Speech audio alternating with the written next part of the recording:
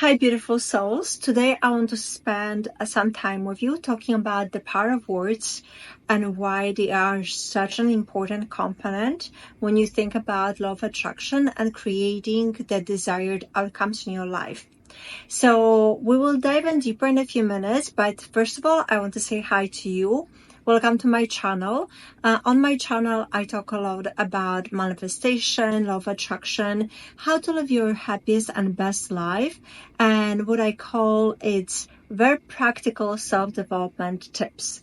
So today, at the end of this video, I'll give you 5 tips on how to use the words in you speak or you write in your favor, and how to start manifesting your desires in a very conscious and effective way. So stay till the end. I will discuss the 5 topics. So let's dive in. First of all, let's talk about why are words so important. As we know, the words are used in our life for everything, right? Nothing would happen unless we use words. When you think about relationships are made or broken up through words. You get a job by going to an interview. You make your plans for travel by using words or typing in words and online, right? Words are used for everything. You literally cannot do anything in your life without words. But let's dive in deeper. Let's go back in history. How were the words used? So, in ancient philosophies and religions, words were always used as extremely, I would say, sacred, because words had creative power. And when you think about it, there's a very famous verse in Judeo-Christian tradition, which says this: in the beginning was the Word, and the Word was with God, and the Word was God. The Word was God. So when you think about it, the Word was God, it doesn't get any more creative and powerful than that. On top of it, I want to also mention to you, there's the very famous words we all have heard as kids, or maybe you have kids now and you hear your kids listen to this word in the cartoon, in the movies, and it's called abracadabra. That is actually a real word which comes from Aramaic, and in the original language it was called abracadabra. It's a little bit different spelling. I will put it down below for you. And that actually meant specifically, I create as I speak. So abracadabra is I create as I speak. So let's talk now even deeper. In the linguistics, there's a theory that says that based on the language you speak, you are affected. The language you speak actually affects the way you think and the way you perceive reality. And I speak several languages, as you can guess. Probably English is not my first language. And I have learned that when I think or speak in my native language, it's kind of a little bit different thing that I'm doing. I'm going a lot more detail. The sentences are a little bit more complicated. It's literally affects, like English sentences and grammars are extremely straightforward and very simple. So you kind of sometimes have to extract the meaning of based on what the next words that was said, right? So the word you use and the language you speak actually affect how you think, which is mind-boggling when you think about it. Another thing I want to mention, also in psychology, there's cognitive behavioral therapy or CBT. And in this therapy, it has been proven that the words you think or you speak will affect your emotions and then in a way affect how you behave and therefore affect the outcomes in your life.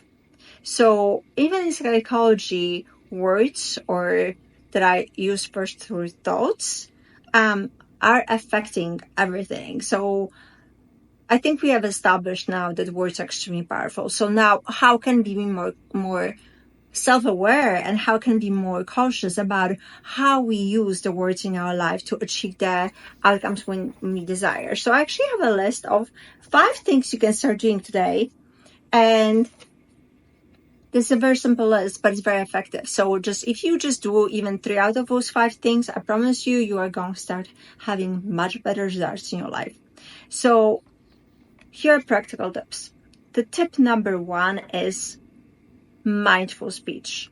And what I'm asking you to do here is just to become more mindful when you use words that are positive or expanding versus when you use words that are negative or contracting. And when I talk about in your speech, I'm not only talking about what you say in your speech to others, but even more importantly, the words. I can't talk right now. I don't know why. The words you speak to yourself in your head are even more important, because nobody spends as much time in your head as you do, right? So the words you speak to yourself are extremely important. So start to be mindful whenever you tell yourself, oh, I could never do that. Oh, this is too difficult. Or, oh, I could never afford that. Those are negative words. So start to be more aware about when you use negative words in your speech to others and to yourself. That's number 1.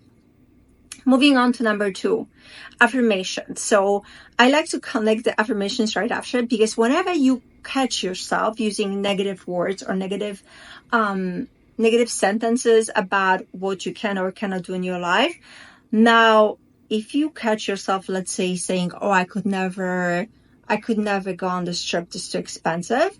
Now find affirmation that will contradict that. So create an affirmation for yourself, whatever it is that you want to achieve. And remember, affirmations, you can say whatever you want to yourself, right? Nobody's going to be controlling what you say to yourself. So be as creative and as free in your affirmations as you can. So create an affirmation that say, to contradict your negative words, create maybe an affirmation that says, I am on a beautiful trip of my lifetime, and I love sightseeing in Europe. So create an affirmation that contradicts that, whatever the negative words you get yourself saying. Or maybe if you're having issues with losing weight, create an affirmation that says, I am healthy and I have my perfect body weight. So you can go on here forever with the affirmations. You can tell yourself, I love myself and I approve of myself. This is my favorite. You can tell yourself, I have the job I love that pays me enough to have the perfect life I want and desire. There are actually fireworks going outside, hence the noise. So that's the second one, affirmations. Moving on to the third one. And this one is very important. When you visualize, try to visualize with words. So visualization is very important in creation, but adding words to that will help you be more descriptive and more specific will really help to give your desires. So for example, when you visualize your perfect house, use the descriptive words of, like, I have this beautiful white house with a circular driveway in the front and a pool in the backyard, and the floors are such and such color, and on the second floor there's so many rooms. Be very descriptive. So the third one is visualization of words. Use as many descriptive words as you can, and even better, when you visualize, tell yourself that you're actually entering the house, or tell yourself, I really enjoy spending time in my backyard that is beautiful and oversees, I'm not sure, the ocean, or oversees the city. You are the king when it comes to your manifestation. You get to create whatever you want. Pick affirmations that will be as descriptive as possible. Now the fourth one, this one is also very important. It's gratitude journaling. And when I say creative is because you can also get creative with your gratitude. You can be grateful for the sky. You can be grateful for earth. You can be grateful for the weather. I think sometimes people run out of things to be grateful for. And I think, how is this possible?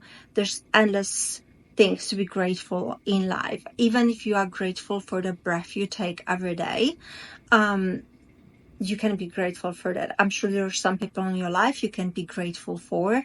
That's one of my favorite ones to use.